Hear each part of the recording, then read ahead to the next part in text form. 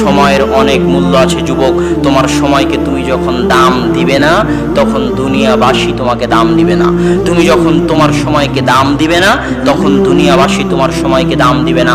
তুমি যখন তোমার সময়কে দাম না দিয়ে অন্যের ক্রিকেট খেলা দেখো, তোমার সময়কে এতই অমূল্যবান যে অন্যের ক্রিকেট খেলা দেখতে হবে, সে এসে তোমাকে দেখো, এর নাম হচ্ছে আত্মমর্যাদা। যে আমি কেন তাকে দেখবো, সে আমাকে দেখুক, একে বলে আত্মমর্যাদা।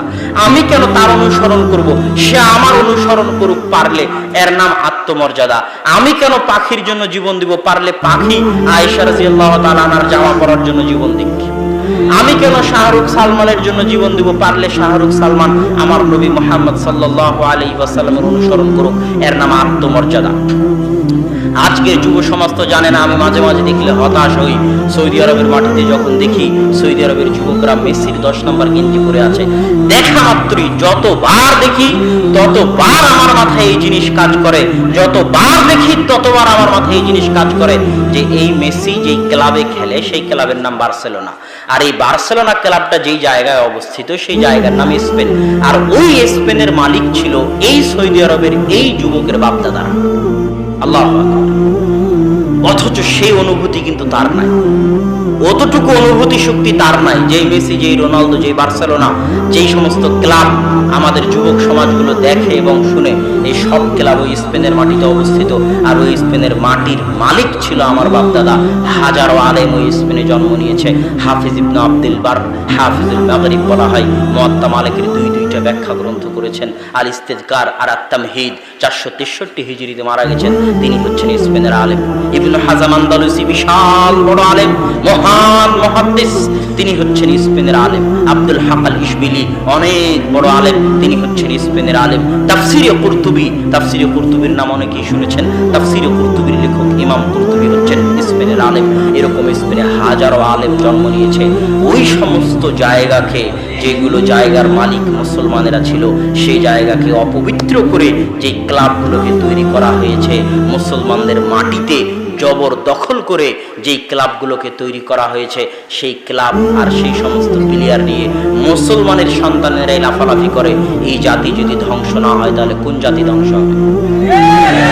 এই জন্যই বলি যুবক, যখন তোমার মধ্যে আত্মমর্যাদা থাকবে না, যখন তুমি সময় নষ্ট করে অন্যের খেলা দেখতে যাবে, জুয়া খেলবে, বাজারে বসে ক্রাম বোর্ড খেলবে, যখন তোমার সময়ের দাম থাকবে না, জুয়া, ক্রাম বোর্ড, নারীর সাথে সম্পর্ক, সময় নষ্ট করায় যখন মত্ত হয়ে যাবে, তখন পৃথিবীর মানুষ তোমাদেরকে ছিঁড়ে ছুটে খাবে না।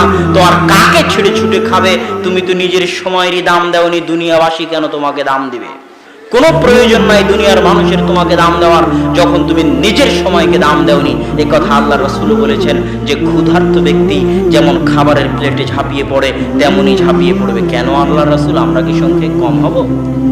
আনাহনু কালিলুন ইয়াউমাইযিন, না, সেদিন তোমরা সংখ্যে কম হবে না। কিন্তু আনতুম কাগুসাইস সাইল, তোমাদের আত্মমর্যাদা থাকবে না, তোমরা সময়ের দাম দিবে না, তোমরা অন্য জাতির অনুসরণ করবে, অন্য সম্প্রদায়ের অনুসরণ করবে, অন্যের খেলা দেখবে, অন্যের ছবি দেখবে, অন্যের মুভি দেখবে, গান বাজনা নিয়ে ব্যস্ত থাকবে। তোমরা হবে খড়কুটোর মতো, তোমরা হবে ফেনার মতো, কোনো আত্মমর্যাদা থাকবে না। এখানে হাজারো যুবক বসে আছে যাদের ভিতরে সরিষা সমপরিমাণ আত্মমর্যাদা নাই। এদেরকে তুলে ডাস্টবিনে ফেলে দেওয়ার যোগ্য। যুবক, তোমাকে কষ্ট দেওয়ার জন্য বলিনি, তোমার ঈমান জাগরণ করার জন্য বলতেছি। তুমি যখন নিজের সময়কে দাম না দিয়ে খড়কুটো ফেনার মতো হয়ে যাও, সময় নষ্ট করো, জুয়া খেলো, ক্যারমবোর্ড খেলো, তাস খেলো, ক্রিকেট খেলা দেখো, এই সমস্ত খেলায় যখন অংশগ্রহণ করো, তখন তুমি ডাস্টবিনে ফেলে দেওয়ার মতো। আর ফেলেও দিচ্ছে। তুমি পদ্মা সেতুর ইতিহাস পড়ে দেখিও যে পাইলের মধ্যে লেবার পড়ে গেছে, ওই লেবারকে তুলাই হয়নি, পাইলের মধ্যেই পড়ে মরে গেছে। এটা বাংলাদেশি লেবার, কোনো চায়না কোরিয়ান নয়। কেন? নিজের সময়কে কোনোদিন দাম দেয়নি। আওয়ামী লীগ বিএনপির রাজনীতি করেছে, সারাদিন মদ, জুয়া, আড্ডা, ক্রাম বোর্ড নিয়ে থেকেছে। তো এরা যদি লেবারি না করে, তো কারা লেবারি করবে? এরা বাংলাদেশেও লেবারি করবে, এরা বিদেশেও লেবারি করবে। এটাই এদের ভাগ্যে লেখা আছে।